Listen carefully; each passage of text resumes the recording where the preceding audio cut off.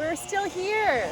Didn't we just lay this glass? Why are we tearing it up again? Well, that's just ridiculous is what that is. Yeah. Operation Fix Stingy is about to commence. Correct. The fuel line kind of like split. That was disgusting. Surgery for Choquito. I think the consensus is it's the ultimate Lubricant. hose. Check. Hold the ball here and double give us a pump until it's rock hard. You know what I mean?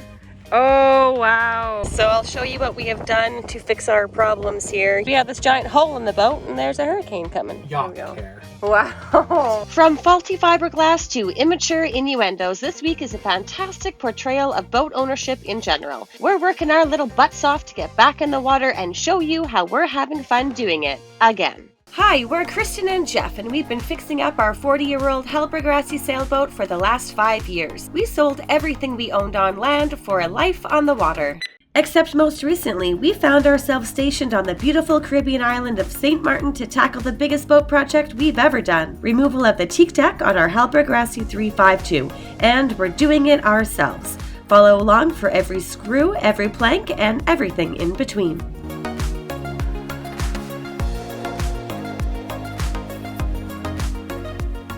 Didn't we just lay this glass? Why are we tearing it up again? Well, you see, we've been getting some bubbling in certain areas. I'll show you over here for reference. This morning we laid this piece up, and when we were putting the resin down, everything was perfect. There was no bubbles, nothing. And then after it starts to set up, this is what happens. We've been racking our brains as to why this is happening. Asked a couple people here around the yard what their opinions are as well. And the consensus is air is coming up into the fiberglass because it's hot. It's just coming up and then forming these bubbles on top, which is really great. And so therefore, the bonding isn't the best. And so we are going to be grinding them all out and fixing the problem here. Problem is the biggest one actually didn't seem that bad. It only seemed to go through one layer of glass. The second layer was fine. But a lot of these small ones, if I chase them out, they're going right down to the deck, original. And when you follow them along, they open up a bit. So that's just ridiculous is what that is. Yeah, we haven't had this problem on any other areas of the boat, except for this side here on port and then the same over on starboard in the same location. So that's interesting as well. Yeah, because we see it start to bubble up right when we're done laying it, essentially. And yeah, that wasn't... We're using really lots of resin. Yeah, it's not so that. it's not that. So we have a new strategy we're going to employ over here now. So I can talk about that. So the next two areas we're going to lay glass was from here to here. And now what we're going to do is we're going to wet this out with slightly thickened epoxy and try to seal all these cracks out before the day before. So that will set up. I'll sand that all down with 80 grit and then we'll bond to that. And hopefully that doesn't allow any more airflow and obviously we'd get a better bond because it's keying in even better to all the cracks. But we used a lot of resin, so... A lot of resin. The parts that are good, this is today's work, yeah. So the parts that are good, I don't doubt that. I don't doubt them. Yeah. But like, look at that. Yeah. Complete D-lam there. Yeah. So we'll grind this out later. In fact, I could probably just grind that out now and take a look. But yeah, we did this a couple side hours has ago. a lot of work. So I don't know what I'm going to do here. I might do. We're gonna have to attempt some surgery on this piece. Fun. We're learning so many new things every day. Isn't it awesome? It's unreal. We are #blessed. We are getting up really early in the morning to do this. Like right now, this is all laid. On this right now. That's how hot this is. Yeah. Actually, I should go grab the heat gun, the temperature gun. Let's check it out. Go grab an egg. Well, actually, I would, but we don't have any right now. Oh, gross. Egg on freaking unfully cured egg and amine resin. Blush. You ever had it? Oh, gross. You know what I mean? Oh, wow. What else you got? What else you got? Oh, wow, that's just garbage. It's gold, not garbage. Yeah, I'm going to do what I can do here, I guess. All right. And I got to sand all this too. Just going back to work again. It's so hot out here. It is really, really hot right now. The temperature in Celsius is about 33, feels like 41, I believe. And it's like 11 a.m. So normally We don't work at this time of afternoon. I think we said that before, but we need to get some stuff done. So we are just working on, getting her done. One day at a time, baby steps, 2 steps forward, 1 step back. That's how we do. Jeff said even a couple steps sideways sometimes. I think that's accurate. So we spoke with a professional fiberglasser in the boatyard, and the general consensus is that the extreme heat and humidity in the early morning when we were laying the fiberglass is the reason for the delamination. In fact, the pro that we talked to said he was having the same problems on a client's boat he was working on. Not the end of the world, but definitely a setback for the Jocos. A quick break to shout out our amazing patrons: Mike C., Wolfgang B., Aid Bateman, William Tubbs, Dennis and Sarah Collins, Colin and Stephanie Ibbett, Alan Sherrill, Kate Fidel, Siobhan and Travis LaMarche, Lindsay and Brad and Jen Ibbett, Stevie Blanc, Sheen Marine, Alan Onderdonk, Lucy and Peter Haggerty, Matthias Thorin, SVSL Serenity, Raff and Di, Dan Knox, and Tim Vandewater. We appreciate you all so much. Operation Fix Stingy is about to commence. Correct. We haven't been there in, well, other than just pumping out some water a couple times in the last few weeks. Yeah, we haven't even used it. used it. We're noticing the dinghy's deflating. Well, it always was, but now it's very deflated. Yeah, we had the an issue dinghy with chap the... ripped at the front. Who knows how we'll show that. Oh my god, let's go take a look at this. And we got to Walk and talk. all of our fuel lines. Yeah, the fuel line kind of like split and then sent gasoline everywhere in the dinghy. That was disgusting. So then we had to wait for a couple of weeks to get an Amazon order into the island so that we could get new fittings for it. And then we bought new hose here, and hopefully, oh look at Ding. Hopefully the lock isn't seized as well. Oh, hi Joe Quito. It's been quite a while since we've seen you. Oh man. Yep, quite dirty. And look at the floor, it's completely deflated. Gross. We've been finding that while we're here at the boatyard, we're not even like using the dinghy as we mentioned. We'll use it like once in a while to go over to the Dutch side to get some project pieces from a store over there, but that's basically it. So it's just been sitting here, the dirty lagoon water. So we probably have the Joko reef growing underneath of it once again. Just one of those things, you got to keep up on it, otherwise things really get away from you, and then you have to do so much more work. But stay lucky. We are officially inflated, he says, and our fuel tank has seen better days. We do have a new one, but we're not using it yet until well, I don't really know why, but Until we get caps for it. Oh, a cover for the fuel tank. Yes. Yeah, it's still working, and if it's not completely broken, we're just going to keep using it until it is, because waste not, want not. Because everything's breaking. Everything is breaking, so you don't want to replace things too early, otherwise it's kind of a waste. Also, the back piece of the chaps has now broken off. It's in there.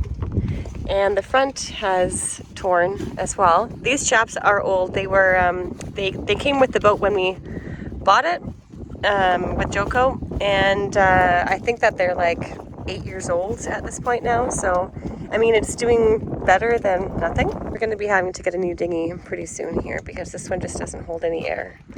So that's going to be another massive expense. Not looking forward to that. Okay, so this is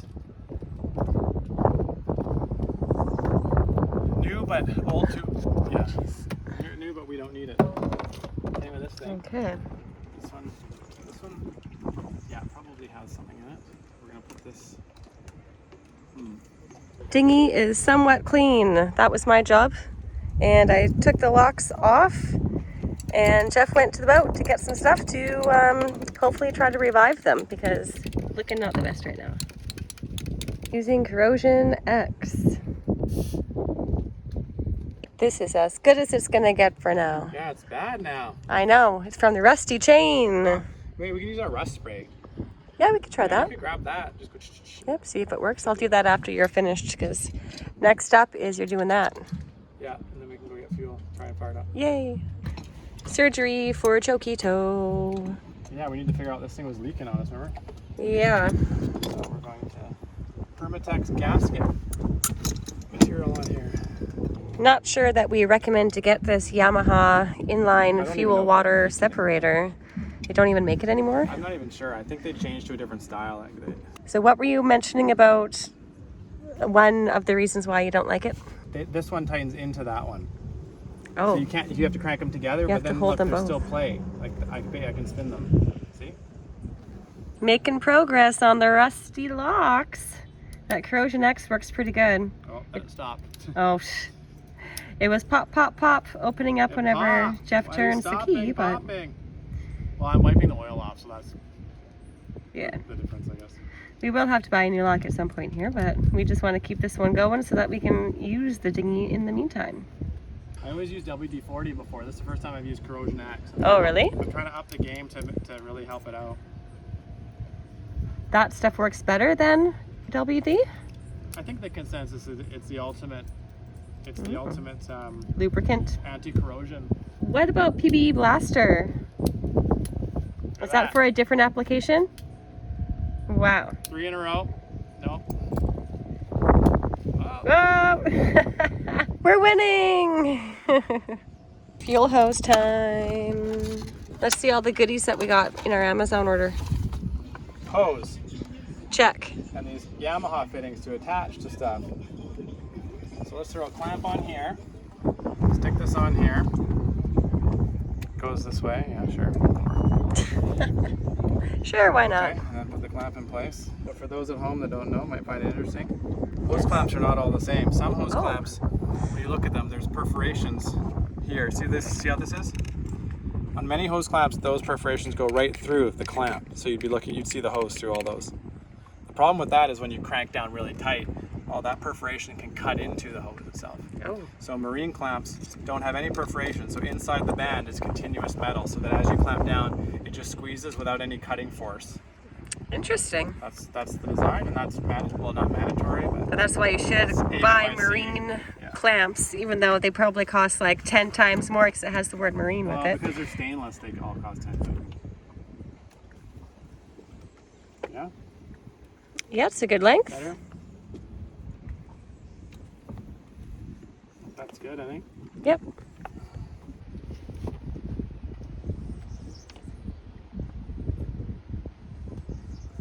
And now we're on to the pumpy thingy. And we want this to live basically upright and not in the water all the time. So Yep. put it something like that. Arrow right direction. Yep, that would be helpful. Fitting it. Last piece of the puzzle. Well, kind of. We have to get some fuel too. Everything looking good? I'm going to say, yeah. I'm happy with that. Looks good. We got our new thing. It's up under the water, which is good. I'm going to hold the ball here and just hold this up high, and it'll pump until this has a little tiny bit of gas at it. Yep. Then we'll pump it back, hook it back up on there. Double give this pump until it's rock hard, which means we're primed inside. And then we just got to start pulling on it until she fires up. Some new gas from the gas station. I think they're open still right now. Yeah, there's a guy sitting there in the shade. Yep, I see the door open. Maybe Pinky. Maybe. We have a friend here that we've met. His name is Pinky. Gas is acquired. A beer has also been acquired. Fuel for everything and everyone. Moment of truth is upon us. Once again, there's water in the dinghy. Just proves our point that we need a new one. It's also a problem that we cannot fix. It's like a leak in the corner at the bottom down in there near the transom, and it's not really fixable. So that's fun. Will Joquito start? That is the question. Pause right now and write your comments down below if you think that it'll start on the first pull, second, third, fourth, whatever that you think. Okay? We'll give you 1 second to go and do that. We'll pause. Okay. Okay, ready to go. 1. It'll be like when you do the fuel line, it's usually a couple at least. 2! There's a little bit of smoke though. Good, well, there always is, but good water flow. Yeah, look at that. Comment below if you can tell us what that is, why that happens.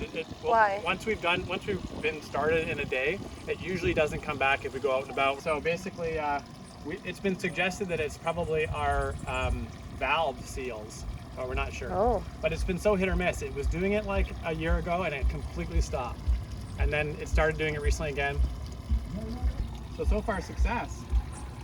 That's Second pull, amazing. huh? Second Yeah. Hi. Success! We actually had success, so. Yay! And wanna- it's a Saturday today too, on the- top of it all. Yeah. And the answer to the number of pulls to get it to start is? Well, we showed it. It was 2. Well, change your editing.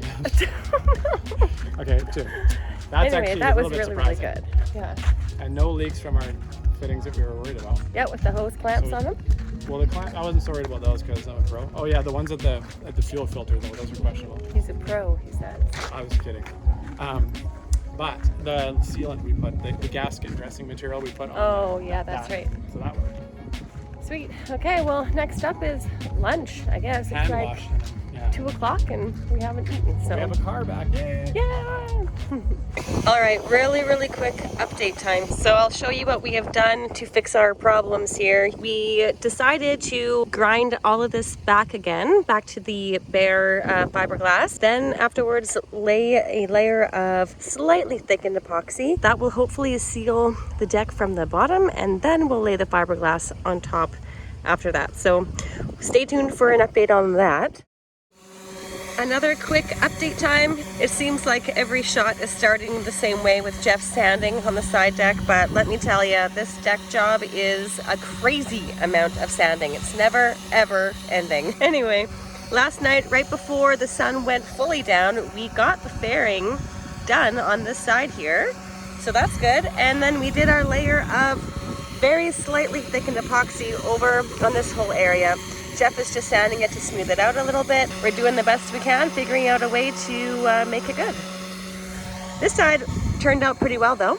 It was really funny because literally like 3 minutes after we were finished laying all of the fairing, it started raining on us. So we were out here holding the tarp above here because there's nowhere to attach it to. So we were just like one on either side, holding the tarp over top. We attached a tarp over on this side to the water jerry cans. And luckily we didn't get any raindrop marks into the fairing because that would be really tough to sand out. So luckily that didn't happen. Always got to look at the positive even though it was quite a shifty situation. Good morning from the boatyard. We're still here.